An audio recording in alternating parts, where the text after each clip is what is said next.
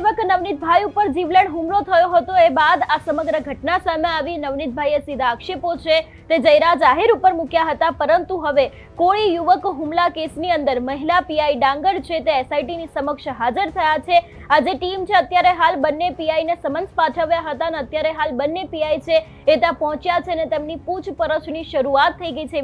વિગતે વાત કરીએ તો ખાસ કરીને ભાવનગર શહેર સહિત સમગ્ર ગુજરાતમાં ચર્ચામાં બનેલો આજે બગદાણાનો કેસ છે, એને લઈને એસઆઈટીની રચના કરવામાં આવી હતી ને આ જ એસઆઈટીએ બંને પીઆઈ એટલે કે જે પીઆઈ ડાંગર છે તેની સાથે પીઆઈ કેએસ પટેલ છે એ લોકોને સમન્સ પાઠવ્યું હતું ને અત્યારે હાલ આ બંને પીઆઈ છે તે પોતાનો જવાબ લખાવવા માટે હાજર થયા છે। અત્યારે હાલ તે લોકોની પૂછપરછ ચાલી રહી છે એવો પણ ક્યાંક માહિતી મળી રહી છે। એસઆઈટી દ્વારા જે પીઆઈ ડાંગર અને અન્ય પીઆઈ કેએસ પટેલને 4 દિવસ પહેલા હાજર થવા માટેનો આદેશ આપવામાં આવ્યો હતો ને અત્યાર સુધીમાં સમગ્ર કેસની અંદર લગભગ 10 જેટલા આરોપીઓ છે એ લોકોની ધરપકડ કરવામાં આવી છે। તારીખ 12 જાન્યુઆરીના રોજ સમન્સ આપવામાં આવ્યું હતું ને તારીખ 17 જાન્યુઆરીના રોજ બપોરે 12 વાગ્યા સુધીમાં હાજર થવાનો આદેશ આપવામાં આવ્યો હતો। જો કે લગભગ 12:30 ની આસપાસ પીઆઈ ડાંગર છે એ એસઆઈટીની સમક્ષ જવાબ લખાવવા માટે પહોંચ્યા હતા, પરંતુ જે પીઆઈ કેએસ પટેલ છે તે તેના પછી હાજર થયા હતા એવી પણ વિગતો સામે આવી રહી છે।